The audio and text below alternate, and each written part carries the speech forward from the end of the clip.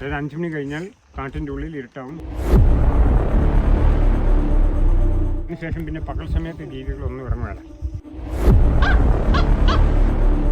ശതമാനം ഉറപ്പുവരുത്തിയിട്ട് നിങ്ങളെ കയറ്റുള്ളൂ.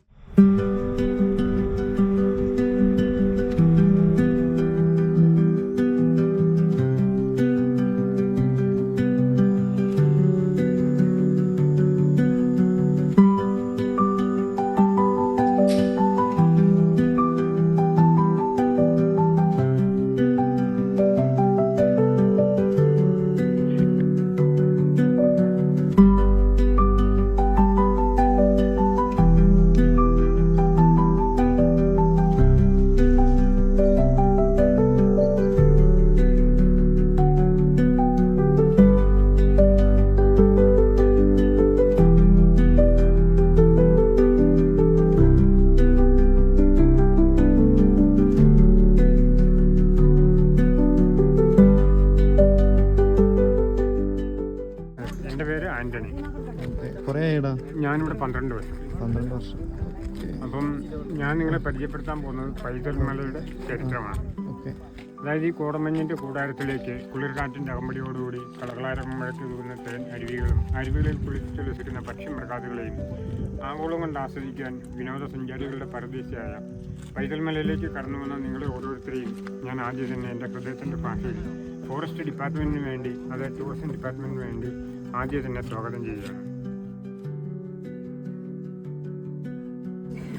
അതേ പ്രിയപ്പെട്ടവരെ, പൈതൽ മല എന്ന് പറഞ്ഞാൽ ഏകദേശം 500-ലേറെ വർഷത്തെ ചരിത്രമുറങ്ങുന്ന ഒരു മണ്ണാണ്. ഏകദേശം 500 വർഷങ്ങൾക്ക് മുമ്പ് ഏഴിമല ആസ്ഥാനമായിട്ട് താമസിച്ചിരുന്ന മൂഷക രാജവംശത്തിലെ ലാസ്റ്റത്തെ രാജാവായിരുന്ന വൈതൽകോൻ എന്ന പേരിൽ അറിയപ്പെടുന്ന രാജാവ് വനവാസം ചെയ്യാൻ തിരഞ്ഞെടുത്ത മലയാണ്. അതുകൊണ്ട് തന്നെ ഈ മല റിക്കാർഡിക്കലായി 2 പേരുകളിൽ അറിയപ്പെടും. ഒന്നാമതായി തന്നെ വൈതൽ മല എന്നും രണ്ടാമതായിട്ട് പൈതൽ മല എന്നും. വൈതൽ മല എന്ന് വിളിക്കാൻ കാരണം വൈതൽകോൻ എന്ന പേരിൽ അറിയപ്പെടുന്ന രാജാവ് വനവാസം ചെയ്ത മലയായതുകൊണ്ട് രാജാവിൻ്റെ പേരിനോട് ചേർത്ത് ഈ മലയെ വൈതൽ മല എന്ന് വിളിച്ചു പോകുന്നു.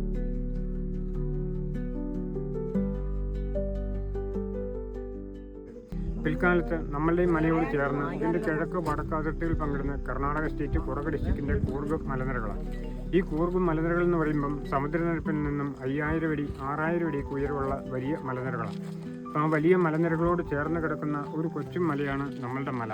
അതുകൊണ്ട് തന്നെ ഈ മല പൈതൽ മല എന്ന് വിളിച്ചു പോകുന്നു. പിൽക്കാലത്ത് റിക്കാർഡിക്കലായി പൈതൽ മല എന്ന പേരിലേക്ക് മാറുകയാണ് ചെയ്തത്. ഈ ഭാഗത്തേക്ക് നോക്കിയാൽ ഈ നിഴൽ പോലെ കാണുന്ന മലയുടെ ടോപ്പ് മുതൽ അപ്പുറത്തേക്ക് കർണാടകമാണ്. കർണാടക സ്റ്റേറ്റ് കുടക് ഡിസ്ട്രിക്റ്റിൻ്റെ ഭാഗമാണ്. നമ്മളുടെ ഈ മല പൈതൽ മല എന്ന് പറയുന്നത് ഏകദേശം 5 കിലോമീറ്റർ വൺ സൈഡായി പുൽമേടിൻ്റെ മുകളിലൂടെ മാത്രം നടന്ന് കാണാൻ ഏരിയ ഉള്ള ഒരു സ്ഥലമാണ്. അപ്പോൾ നമ്മളുടെ കാലാവസ്ഥ ക്ലിയർ ഉള്ളപ്പം നമ്മളുടെ ഈ മലയുടെ മുകളിലൂടെ അങ്ങേയറ്റത്തേക്ക് യാത്ര ചെയ്തിട്ട് മറുഭാഗത്തേക്ക് നോക്കിയാൽ കർണാടക സ്റ്റേറ്റ് കുടക് ഡിസ്ട്രിക്റ്റിൻ്റെ 90% മലനിരകൾ കാണാം. 10,000-കണക്കിന് ഏക്കർ സ്ഥലം, വിശാലമായ പുൽമേടുകളും വനപ്രദേശങ്ങളും.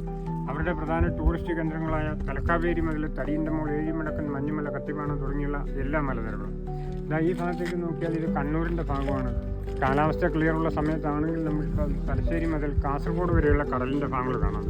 പിന്നെ Kannur town, Payyambal lighthouse, Valapattanam പുഴ, മട്ടന്നൂർ, ഏഴിമല, നാവികക്കാതമ്മ വ്യൂ, പയ്യന്നൂർ, കാഞ്ഞങ്ങാട് ബേക്കലിൻ്റെ ഭാഗങ്ങൾ, കാസർഗോഡിൻ്റെ ഭാഗങ്ങൾ എന്നീ എല്ലാം കാണാം. എന്നീ കാഴ്ചകളാണ് ഈ ഭാഗത്ത്. ഈ ഭാഗത്തേക്ക് നോക്കിയാൽ നമുക്ക് കോഴിക്കോട്, വയനാട് മലനിരകൾ, താമരശ്ശേരി ചുരം റോഡ് പോകുന്ന മലനിരകൾ.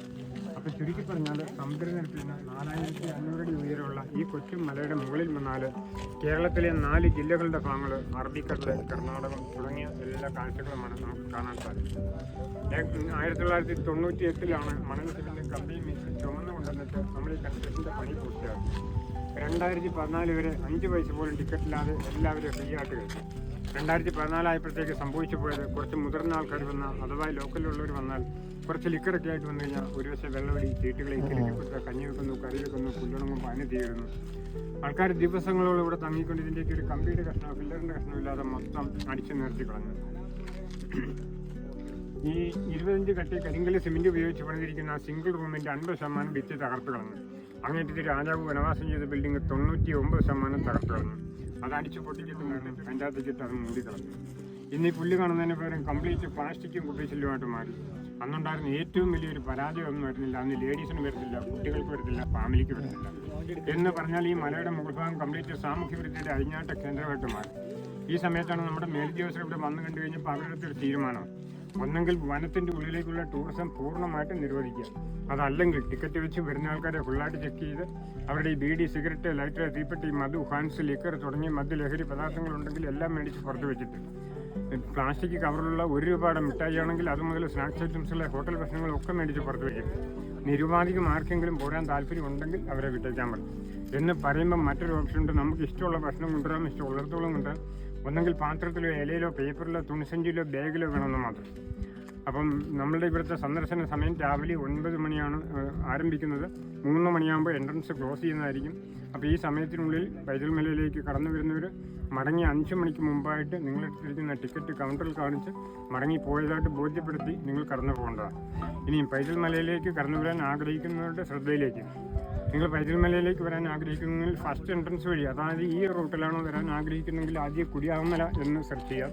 അതിനുശേഷം പൈതൽമല ടിക്കറ്റ് കൗണ്ടർ എന്ന് ഇതിൻ്റെ നേരെ ഓപ്പോസിറ്റ് ആണ് നമ്മുടെ രണ്ടാമത്തെ എൻട്രൻസ്. അത് ആ റൂട്ടിൽ പോകാൻ നിങ്ങൾ ആഗ്രഹിക്കുന്നുവെങ്കിൽ ആലക്കോട് കാത്തിൽമല പൈതൽമല ടിക്കറ്റ് കൗണ്ടർ എന്ന് സെർച്ച് ചെയ്തിട്ട് അതുവഴി പോകേണ്ട. ആ റൂട്ട് എന്ന് പറയുമ്പോൾ രണ്ടാമത്തെ എൻട്രൻസ് എന്ന് പറയുമ്പോൾ ഇപ്പോൾ ഇതുവഴി വരുന്നതിൻ്റെ ഇരട്ടി ദൂരം നടക്കാനുണ്ട്. ഇതിൻ്റെ 4 ഇരട്ടി കയറ്റമുണ്ട്. അപ്പം ഇത്തരം വ്യവസ്ഥകൾ അനുസരിച്ച് ഇവിടെ വരാൻ താല്പര്യമുള്ള വർഗ്ഗവർണ്ണ ഭാഷാദേശ ലിംഗ രാഷ്ട്രീയ സാമ്പത്തിക പ്രായ വ്യത്യാസമില്ലാത്ത എല്ലാവരും സ്വാഗതം ചെയ്തുകൊണ്ട് വന്ന എല്ലാവർക്കും നന്ദി പറഞ്ഞുകൊണ്ട് നിർത്തുന്നു. ഞാൻ ആന്റണി പൈതൽമല.